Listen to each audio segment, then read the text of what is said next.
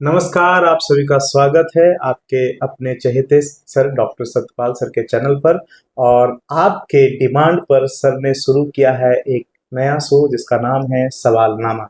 जी हाँ, इसमें सवाल होंगे आपके और जवाब होंगे सर के, क्योंकि आप कई सारे विद्यार्थी जो हैं सर के वीडियोस पे कमेंट कर रहे थे, उसमें प्रश्न के माध्यम से आप जवाब जानना चाह रहे थे। लेकिन ये थोड़ा समय खुद ही इतना व्यस्त रहते हैं सर कि सभी के एक एक कमेंट का जवाब दे पाना मुश्किल हो जाता है। ऐसे में सर ने सुझाव दिया कि क्यों ना कुछ ऐसा किया जाए कि हर विद्यार्थियों के जो कमेंट के जरिए जो प्रश्न आते हैं उनके जवाब उन तक पहुंचे वीडियो के माध्यम से ही। तो इसीलिए शुरू किया गया है सवालनामा, जिसके में हम ये करेंगे कि आपके जो सवाल होंगे जो कमेंट में आप पूछते हैं वो हम सर तक लेके आएंगे, और उन सभी जो ऑथेंटिक प्रश्न होंगे उनका उत्तर सर से जानेंगे। और हर दिन शाम के 7 बजे आपको वीडियो के माध्यम से आपके जवाब मिल जाएंगे। तो जी, इसलिए आप अब कमेंट में प्रश्न पूछना नहीं भूलिएगा। आप जो भी जानना चाहते हैं उस वीडियो से संदर्भ में, जो भी टॉपिक से संदर्भ में जो वीडियो बनता है उससे संबंधित, और अगर कुछ डाउट रह जाता है या क्वेश्चन जानना चाहते हैं तो आप जरूर कमेंट करिए, क्योंकि हम पहले 20 सवालों को प्रायोरिटी देंगे और सर तक वो सवाल लेके आएंगे और सर से जवाब जानना चाहेंगे। तो सर स्वागत है। विद्यार्थियों का अगर हम आज ये पहली एपिसोड होगी हमारी सवालनामा का, जिसमें हम पहला जो आज शुरुआत कर रहे हैं ओरिएंटेशन क्लास में जो वीडियो आपने सर बनाया, बहुत ही अच्छा रिस्पॉन्स रहा विद्यार्थियों का। काफ़ी विद्यार्थियों ने सीखा और उसके लिए प्रशंसा भी किया कि उनको बहुत जानकारी मिली इस वीडियो के माध्यम से। उसी में कई विद्यार्थी हैं जिनके कुछ डाउट्स हैं, कुछ प्रश्न हैं। तो उसमें सबसे सर पहला जो विद्यार्थी का प्रश्न है वो है अनुभव पटेल है, जिन्होंने पूछा है कि सर मैं बीए सेकेंड ईयर का हूँ, क्या मैं क्लास आ सकता हूँ?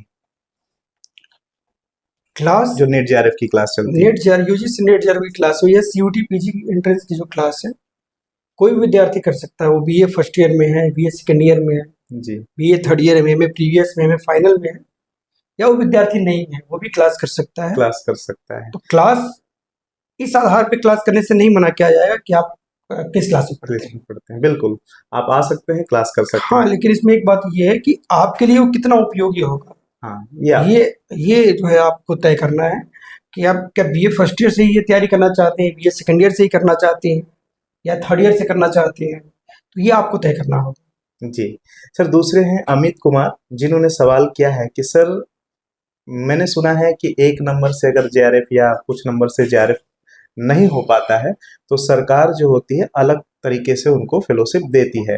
तो इनका सवाल ये है कि जो जेआरएफ में किसी कुछ नंबर से छूट जाते हैं तो क्या उनको भी फेलोशिप मिल पाता है, और वो मिलता है तो कैसे मिलता है? देखिए, फेलोशिप जो जेआरएफ में जिनका 1-2 क्वेश्चन से 3 क्वेश्चन से या 4 क्वेश्चन जो भी छूट जाता है वो मेरिट तय करती है। तो उनको तभी स्कॉलरशिप मिलेगी जेआरएफ की अगर वो पीएचडी में इनरोल हों। अच्छा, वो पीएचडी में वो इनरोल पीएचडी कर रहे हों। अच्छा, अगर वो पीएचडी नहीं कर रहे होंगे हम्म, तो फिर उनको इसका लाभ नहीं नहीं मिलेगा।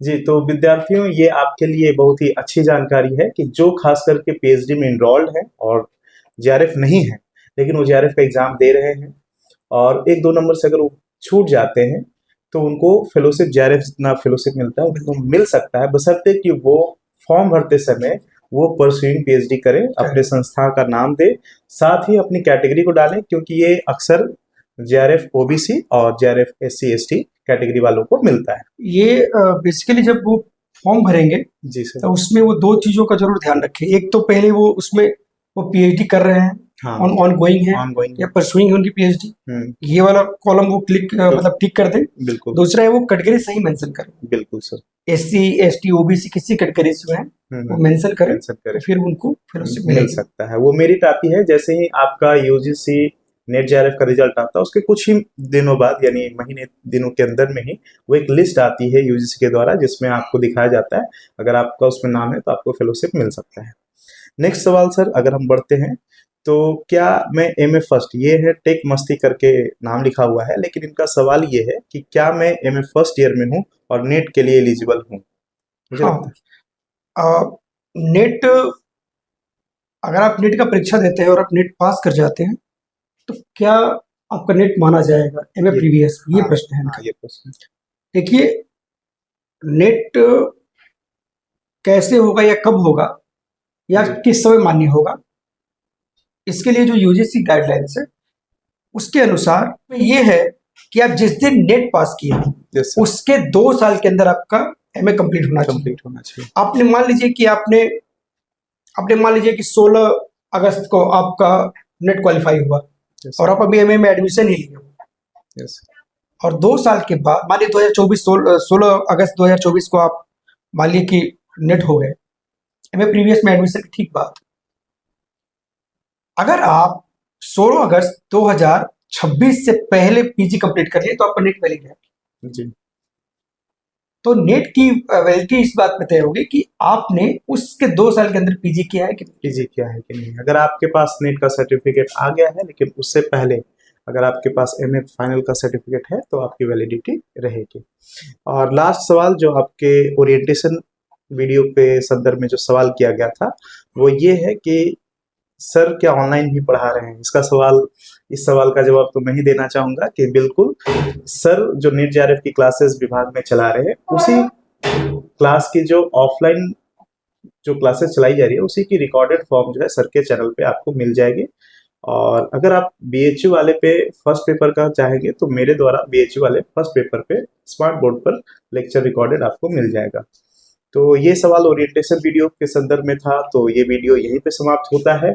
ऐसे ही सवाल अगर आप किसी भी टॉपिक पे जो वीडियो बनता है उस पर आप अगर कोई डाउट जानना चाहते हैं या सवाल पूछना चाहते हैं सर से तो जरूर करें ताकि हम आपके सवाल सर तक लाएं और सर आपके सवाल का जवाब दे सकें। धन्यवाद, मिलते हैं अगले वीडियो में।